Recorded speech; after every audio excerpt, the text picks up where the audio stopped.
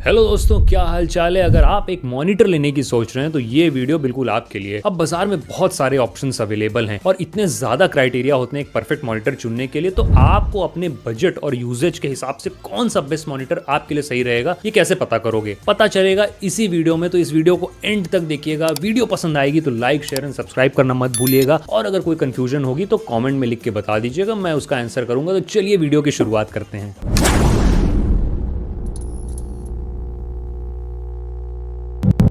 देखिए, सबसे पहले आपको ये समझना है कि आप किस टाइप के यूजर हैं। जनरली 3 टाइप के यूजर्स में मैंने इन पूरे क्राइटेरिया को डिफाइन किया है। सबसे पहला क्राइटेरिया है प्रोडक्टिविटी यूजर। अगर आप डेली बेसिस पे यूज करते हो, ऑफिस वर्क के लिए, एक स्टूडेंट हो या कंटेंट वॉचिंग के लिए, इन चीजों के लिए अगर आप यूज करते हो तो आप प्रोडक्टिविटी यूजर हुए। इसमें स्क्रीन साइज और रिजोल्यूशन पे मेन फोकस रहता है। सेकंड कैटेगरी आती है गेमर्स की।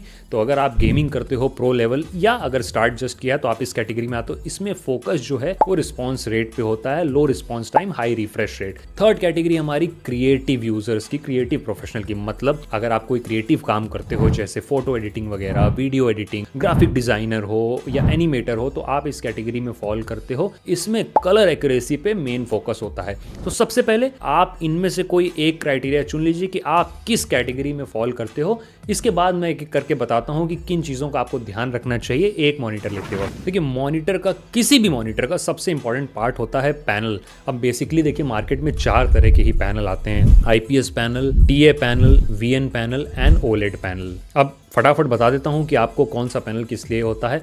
आईपीएस पैनल जो है, इसकी कलर एक्यूरेसी और व्यूइंग एंगल जो होता है वो सबसे बढ़िया होता है। अब चाहे आप क्रिएटिव यूजर हो, चाहे प्रोडक्टिविटी यूजर हो, चाहे गेमर हो, तीनों के लिए ही आईपीएस पैनल जो है वो परफेक्ट होता है। हालांकि इसमें रिस्पॉन्स टाइम जो है थोड़ा सा लो होता है, लेकिन इसकी बजट की शुरुआत 12,000 से हो जाती है और सबसे ज्यादा मार्केट में आईपीएस पैनल ही बिकते हैं। नंबर 2 आता है टीएन पैनल। ये एग्जैक्टली ऑपोजिट है आईपीएस पैनल के। मतलब इसमें कलर एक्यूरेसी और व्यूइंग एंगल जो है वो वीकेस्ट है, लेकिन इसकी एडवांटेज है इसका high refresh rate and low response time, जो कि इसीलिए परफेक्ट ऑप्शन बनाता है गेमर के लिए। तो अगर आप एक गेमर हो लेकिन आपका बजट जो है वो टाइट है, तो ये टीएन पैनल आपके लिए परफेक्ट एग्जांपल होगा। अब तीसरी कैटेगरी आती है वीए पैनल की। ये आईपीएस और टीएन पैनल के इन बिटवीन होते हैं। मतलब इनमें कॉन्ट्रास्ट रेशियो जो होता है वो काफी अच्छा होता है, लेकिन रिस्पॉन्स टाइम जो है वो काफी हाई होने की वजह से गेमर्स के लिए इसे प्रीफर नहीं किया जा सकता। अगर आप एक प्रोडक्टिविटी यूजर हो या एक क्रिएटिव यूजर हो तो आप इस पैनल को ले सकते हो एक अच्छे बजट में। अब आखिरी आता है ओलेड पैनल, जिसके बारे में ज्यादा बात करने की जरूरत नहीं है।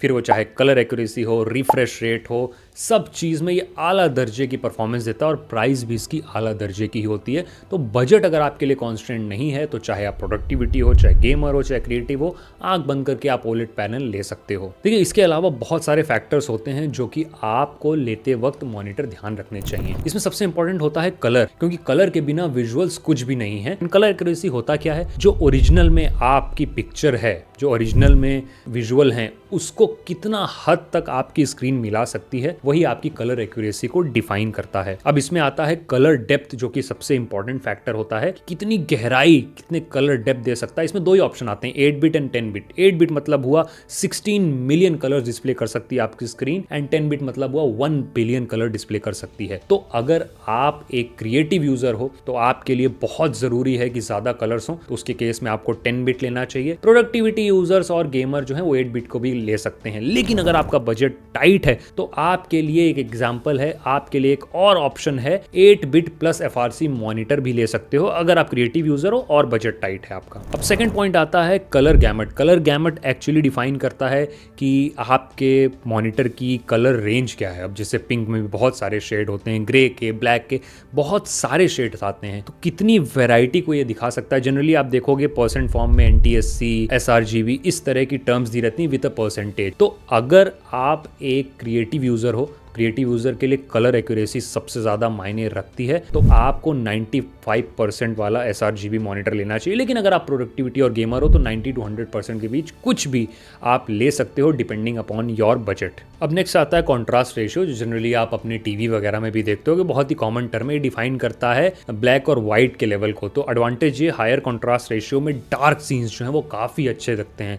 तो अगर आप एक कंटेंट वॉचर हो, एक प्रोडक्टिविटी यूजर के तहत आते हो, तो आपके लिए हायर कॉन्ट्रास्ट रेशियो अच्छा है। ऑल्सो अगर आप गेमर हो, बहुत प्रो लेवल गेमिंग करते हो और गेमिंग में आपके डार्क सीन ज़्यादा हैं, तो आप कंसिडर कर सकते हो। अदरवाइज क्रिएटिव यूजर्स और गेमर्स के लिए हाई कॉन्ट्रास्ट रेशियो बहुत ज़्यादा मायने नहीं रखता है। अब नेक्स्ट कैटेगरी है रिफ्रेश रेट की। रिफ्रेश रेट का मतलब है कि एक सेकंड में आपका मॉनिटर कितनी बार स्क्रीन को रिफ्रेश करता है। इसमें कॉमन ऑप्शंस क्या आते हैं? 60 हर्ट्ज जो कि बेसिक रिक्वायरमेंट है, उसके बाद आता है 75 to 90 हर्ट्ज वाला डिस्प्ले। ये जनरली अगर आप प्रोडक्टिव एंड क्रिएटिव यूजर हो तो आपको प्रीफर करना चाहिए। देन आता है 144 to 244 हर्ट्ज वाला। ये जनरली होता है गेमर्स के लिए, क्योंकि स्क्रीन पे इतनी जल्दी मल्टीपल फ्रेम्स आ रहे हैं कि हाई रिफ्रेश रेट होना बहुत जरूरी है। लेकिन इसमें नोट करने वाली बात यह है कि हाई रिफ्रेश रेट वाला मॉनिटर आप तभी लेना जब आपका पीसी, आपका सीपीयू जो है वो इसको सपोर्ट कर सके, उसका जो एफपीएस है वो हाई है, आप मॉनिटर करके देख सकते हो। अगर नहीं है तो आप जनरली कंसिडर करिए कि आप जी सिंक या फ्री सिंक वाला कंपैटिबल मॉनिटर जो हो वही लें, अगर आप एक गेमर और हायर रिफ्रेश रेट को ढूंढ रहे हो या लेने जा रहे हो तो। रिस्पॉन्स टाइम हमारा नेक्स्ट पॉइंट है। ये डिफाइन करता है कि कितनी जल्दी आपके पिक्सल जो है वो कलर चेंज कर रहे हैं। इसमें दो ऑप्शन जनरली आपको देखने को मिलेंगे, 1 मिली सेकेंड एंड 5 मिली सेकेंड। अब जैसा नाम से ही पता लगता है, गेमर जब आप खेलते हैं तो बहुत जल्दी स्क्रीन चेंज होती है, मल्टीपल फ्रेम्स आते हैं, एक सेकंड में कई फ्रेम्स बदल जाते हैं। तो आपको 1 मिली सेकेंड वाला मॉनिटर कंसिडर करना चाहिए। वेयर एज प्रोडक्टिविटी यूजर हैं एंड क्रिएटिव यूजर हैं तो 5 मिली सेकेंड वाला ऑप्शन भी आपके लिए अच्छा रहेगा। रिजोल्यूशन और स्क्रीन साइज, देखिए ये सबसे कॉमन पॉइंट है, बहुत ही आसानी से लोग सोचते हैं, उन्हें समझ में आता है, लेकिन ऐसा नहीं है। जनरल मान्यता क्या है कि जितना अच्छी स्क्रीन साइज, जितना अच्छा रिजोल्यूशन उतना ही अच्छा है, लेकिन दोनों का परफेक्ट कॉम्बिनेशन होना चाहिए, तभी आप बेस्ट रिजल्ट ले पाओगे। देखिए स्क्रीन रिजोल्यूशन 3 ही तरह के आते हैं mainly, 1080p, 2K and 4K, ये 3 होते हैं। अब आपको किस स्क्रीन साइज के साथ कौन सा रिजोल्यूशन लेना चाहिए वो मैं बता देता हूं। अगर आप 24 इंच तक की स्क्रीन ले रहे हो, मतलब 24 इंच एंड बिलो, तो आपके लिए 1080p काफी है। अगर आप 24 to 27, 28 इंचेस तक जाते हो तो 2K आपके लिए काफी है, लेकिन उसके बियॉन्ड अगर है आपका 32 इंच तो आपके लिए 4K लेना चाहिए। अब इसमें आपको एक चीज और ध्यान रखनी चाहिए कि रिजोल्यूशन के अलावा आप एक फैक्टर और देखें, PPI यानी पिक्सल पर इंच। कितना PPI? बहुत लो PPI, मतलब रिजोल्यूशन अच्छा होने के बाद भी स्क्रीन बहुत अच्छी नहीं दिखेगी। देखिए इसके बाद एक ही फीचर रह जाता है, वो है HDR10 का। अब ये डिपेंड करता है, अगर आपको विजुअल्स कंटेंट देख रहे हो तो भी आपको लग सकता है, गेमर हो तो भी HDR10 लगेगा, क्रिएटिव यूजर को HDR10 की इतनी नीड नहीं होती है। तो प्रोडक्टिविटी और गेमर वालों के लिए HDR आपका होना बहुत ज़रूरी है, क्रिएटिव यूजर के लिए इतनी नीड नहीं है। तो अगर आप सोच रहे हो कि जब आप Amazon, फ्लिपकार्ट कहीं भी ऑनलाइन देखोगे इतने सारे फीचर्स दिखेंगे कहाँ, तो उसके लिए एक वेबसाइट मैं बता देता हूँ जहाँ पे आप फ्रीली जाके कंपेयर कर सकते हो मॉडल नेम डाल के। आप नोट कर लीजिएगा, स्क्रीन पे लिख रहा होगा www.smartprix.com, SMARTPRIX। ये वेबसाइट है जिससे मैं कंपेयर करता हूँ। अगर मॉनिटर का मॉडल आपको पता है, आपने सर्च किया है, इस पे जाके आप मॉनिटर का दोनों मॉडल डाल दीजिए, कंपेयर कर लीजिए।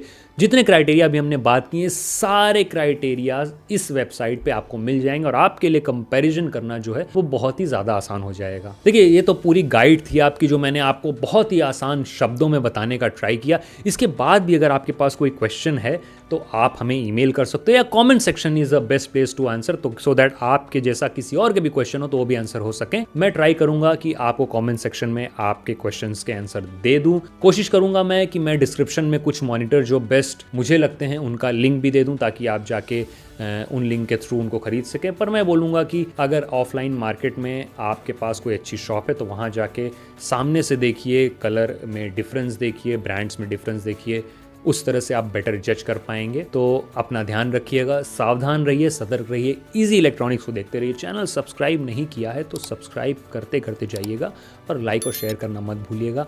आपका दिन शुभ हो। मैं मिलूंगा आपसे अगले वीडियो में।